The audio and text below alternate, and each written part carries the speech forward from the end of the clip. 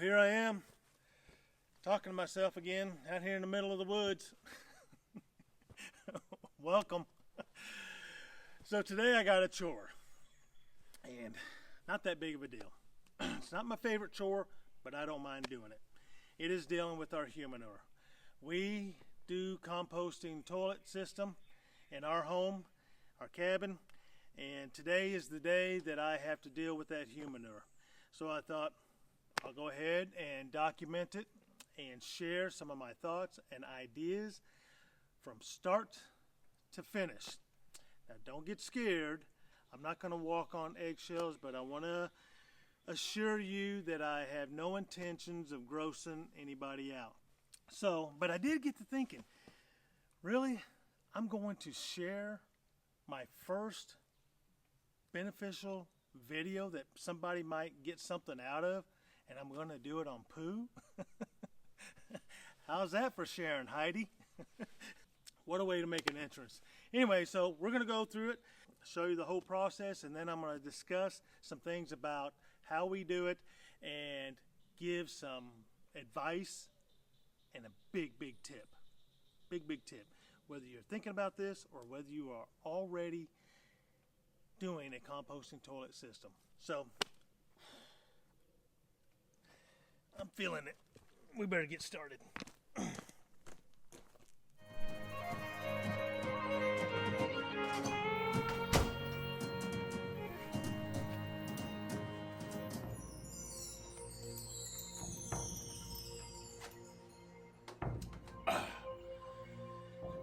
Whew.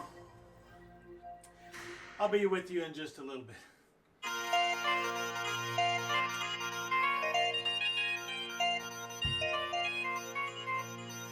Almost done.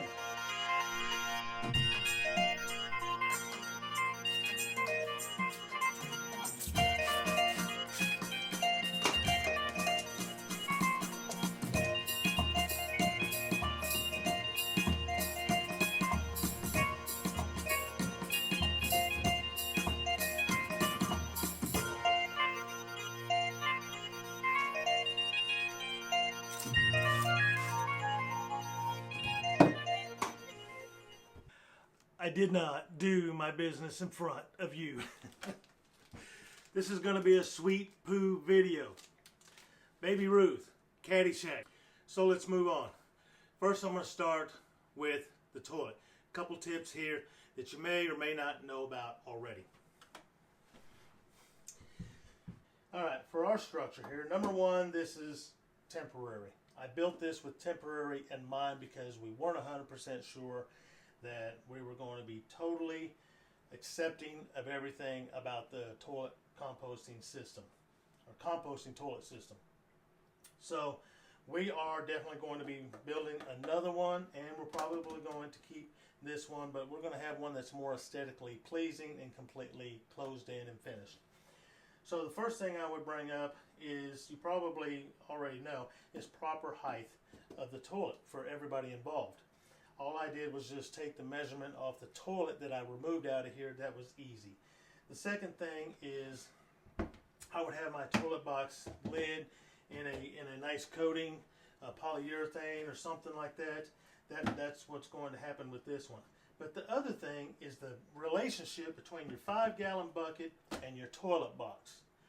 Primarily, first thing I would do is I would cut my hole to fit the 5-gallon bucket rim nicely, and I would bring the 5-gallon bucket up short from underneath to be level with the toilet box lid.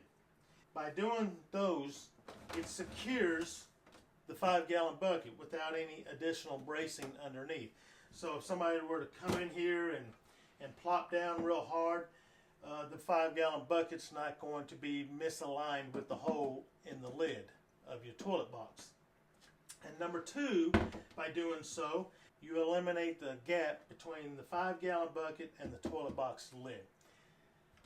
That is going to keep you from having any potential misguided deposits when you come down here half asleep at 2 o'clock in the morning. So that would be the only things that I would concentrate on primarily when it comes to employing a composting toilet and building the structure with it. This is ready to go out. All I would do is just lift this thing up. I keep a lid behind there. I got a secured lid, and I just slide it back, and it's ready to go out, ready for the new bucket. I go get the new bucket when I take this bucket out. So let's go do that.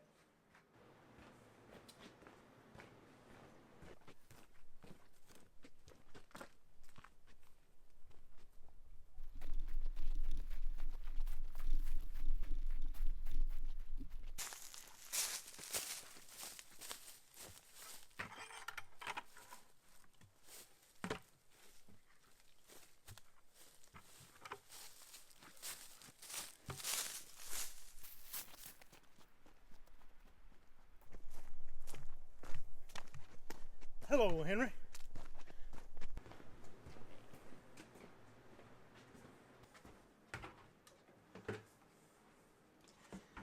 Clean bucket. Sets in. Put my lid down.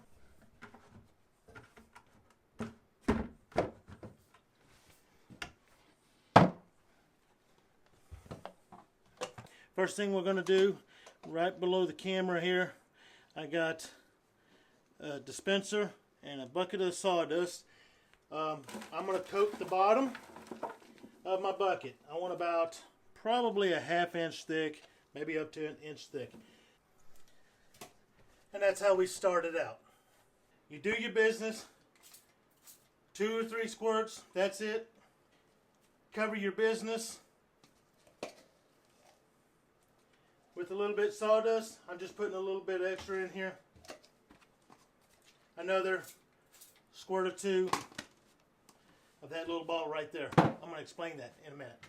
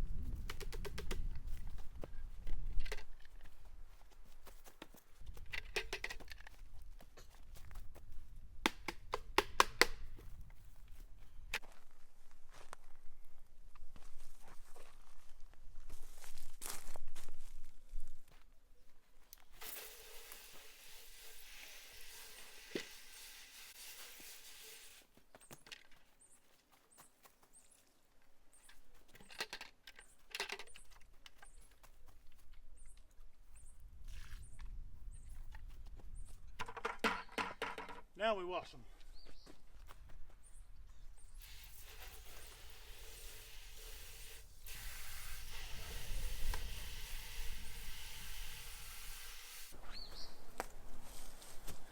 Scrub brush.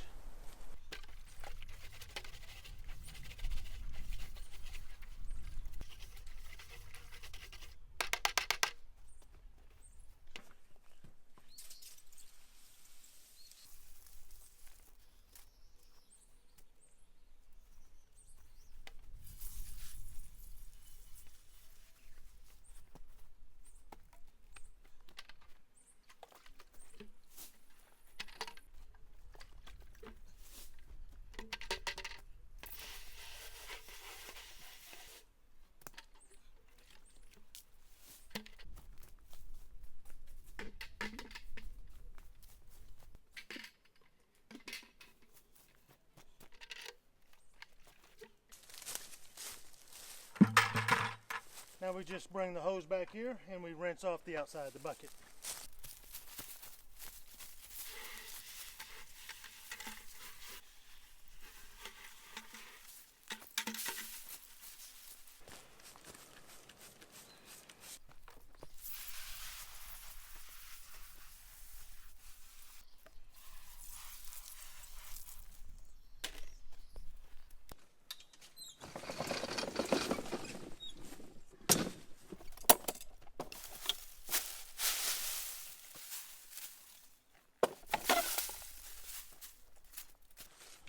another squirt or two, and we water it in.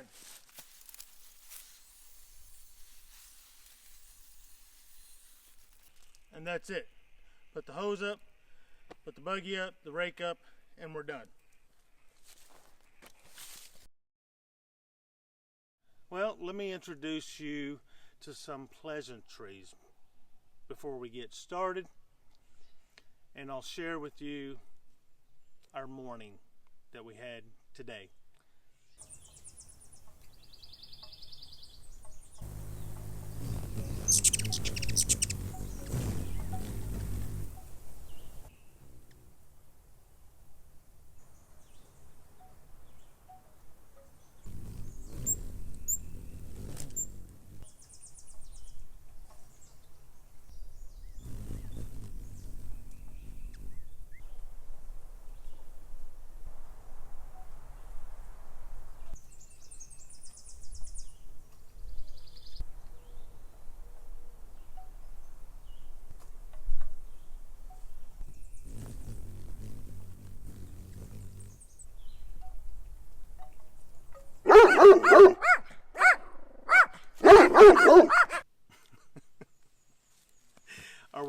Are we awake?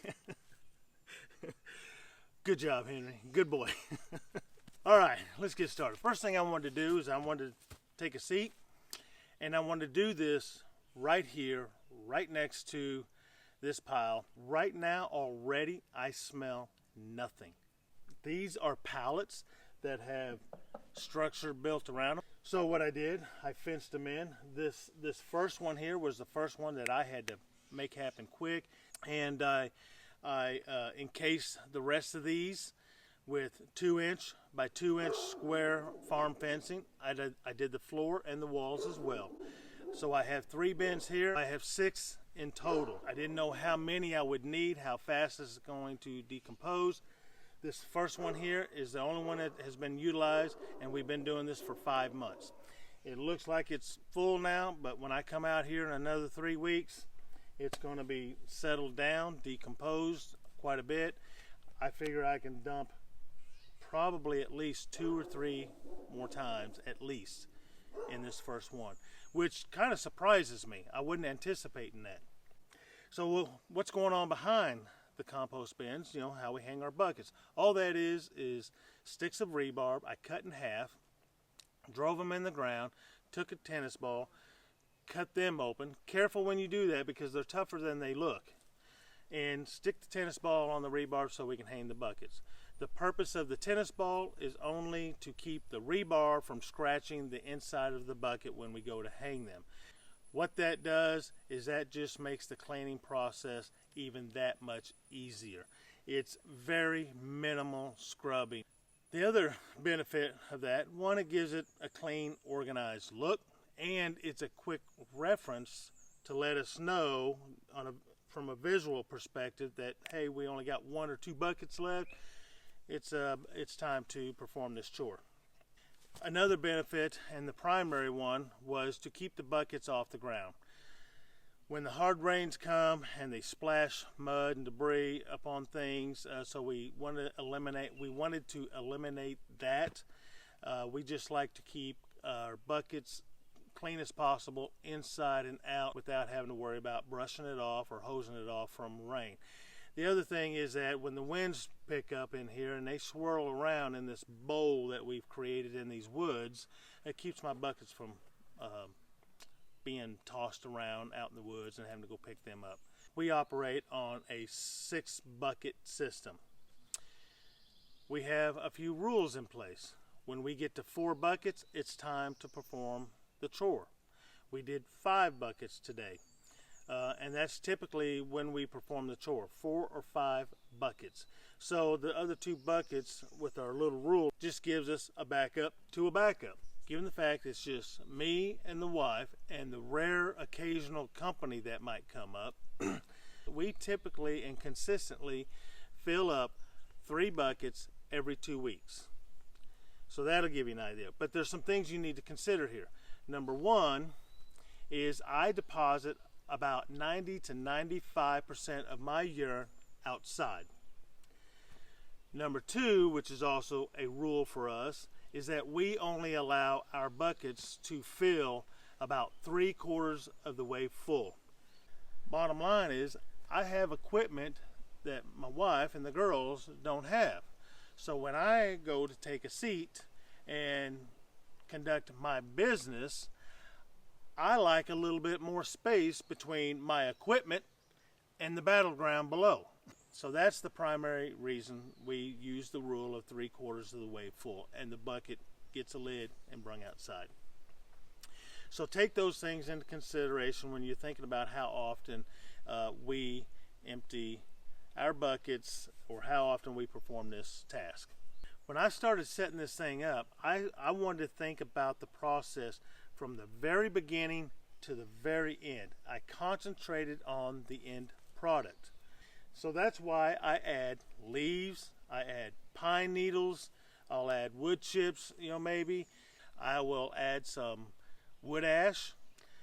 If I mix up a batch of humic acid that I use out here for my gardening purposes, I will put the leftover humic acid into the compost. I also took a couple handfuls of my compost that I do elsewhere that I keep alive, living microorganisms, and I sprinkle that. So I'm inoculating some other microbes into my compost bin.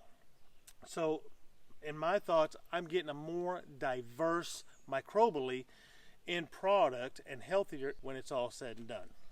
What about the bottles that I'm squirting into here? That is lactobacillus bacteria, microorganisms. One of the most beneficial microorganisms that we have. Again, thinking about the end product, I wanted to introduce those beneficial microorganisms from the very start to the very end. So that's what you see in the little bottle going into the composting toilet. So right off the bat, as soon as deposits are made into the toilet, the bucket, already beneficial microbes are being introduced. Even if you already do composting toilet systems in your lives and in your home, I would encourage you to think about introducing the beneficial bacteria into your toilet and composting system. So by using the lactobacillus as a spray in a mist and putting it into your composting toilet, they do wonders when it comes to smells and aromas and stuff like that. If you've heard it before, I'm here to testify to you that it is absolutely true. So you're getting a backup to your good coverage in your composting toilet when it comes to the aroma. Now, I don't care if you're using a composting toilet or a porcelain toilet, you're still going to have aroma after the business or while the business is being conducted and immediately after. That's why we have exhaust fans. That's why people are spraying them nasty aerosols, all over the place. I would suggest you get rid of that. If you put that bottle and put it on a mist and you spray it in the air, I'm talking instantly. It is amazing how it eliminates that. I'm talking about that cloud that might be around you, but just spray it around. It works amazing. If you're anything like me and you have work boots, or you're a runner, or you're a jogger, I'm going to tell you right now, when I take my boots off sometimes after a hard day's work in the sun, man, them things are ripe. They are downright ripe. I just take it, a couple squirts in my boots, within minutes, gone. We use it everywhere. Anyway, this is supposed to be about the composting toilet, so I need to stick with that. So that's what you see me spraying in there.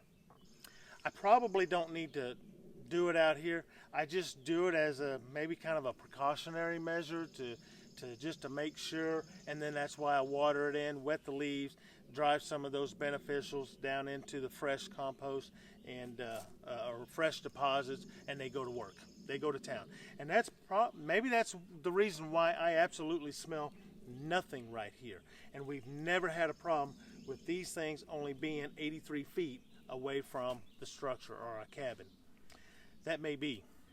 So if you live in a cookie cutter home somewhere in a neighborhood in suburbia or in town, even in a small town, and you have neighbors at arm's reach practically to your left and right, maybe you got some fencing going on, you can do this. If you do it properly, you can do it right in your backyard if you have just enough space to do it. I'm telling you, it works, and you're not going to smell anything. Your neighbors aren't going to smell anything. So don't be so convinced that you can't do this just because you live in town. And you're also going to get a beneficial, usable end product when you're done. I want to give a couple tips here.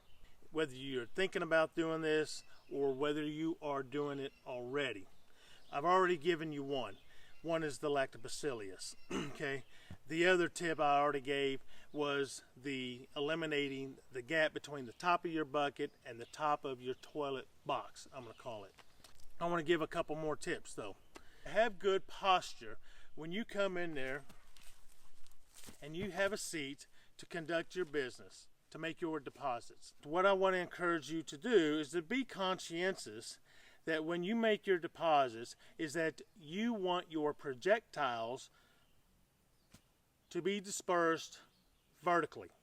If you're one of those that like to lean over, bad posture, put your elbows on your knees, reading a newspaper, magazine, playing with your phone, and you got bad posture, you are going to change the trajectory of your projectile slightly, and you're going to soil more on the side wall of your 5-gallon bucket. Now, in your modern day porcelain toilet that you get to flush conveniently every day, dispenses that wall of water and swirls it around the side walls of your toilet bowl, which in turn washes it down and cleans it better. You don't have that in a 5-gallon bucket. So you'll have a little additional benefit if you have good posture when you go to make your deposits. And the reason I bring that up is because it's hard to cover that. But the benefit of the lactobacillus, having it in a squirt bottle, one, you can squirt it and have direct access to the sidewall of your 5-gallon bucket. Look, nobody else is going to tell you this stuff. I'm sharing it with you because I want you to understand this. I think these little things will be beneficial for you. So you're getting to put a little lactobacillus, which is a lot of water, but filled with those microbes, directly onto the sidewall if you happen to do that, which is going to help eliminate the odors because it's a little hard to cover the sidewall with your sawdust. So that is a big tip. I know it seems silly, but it helps. And I know nobody else is going to tell you this. Another little tip, when you go to making your deposit and you go to the next step of cleaning yourself, and when you make your deposit of your toilet tissue, if you would just give it a little flip it to the side a little bit, to the back, to the front. The objective here is to try, and it's no big a deal if you don't, but the objective is to try, if you can, not to have your toilet tissue on top of your projectile or your deposits, so that you can have better coverage with that sawdust onto your business. You get better contact and so forth, so it can do more absorption. You want as few gaps as you can have between the sawdust and your business. That will help. And if you do what we do and you will introduce the lactobacillus bacteria into your system, you can have direct access to your business, your projectiles, with your lactobacillus bacteria when you go to spraying it 2 or 3 times. You don't have the toilet tissue in the way of that. You want the bacteria, if you can, directly on that. And then go through the rest of the process, have complete coverage, and maybe another squirt or 2. Close the lid. But anyway, those are the tips for you folks that if you're thinking about doing this, and if you are already utilizing a composting toilet system, these are some little tips that I hope will make the process a little bit better, a little bit cleaner, a little bit easier.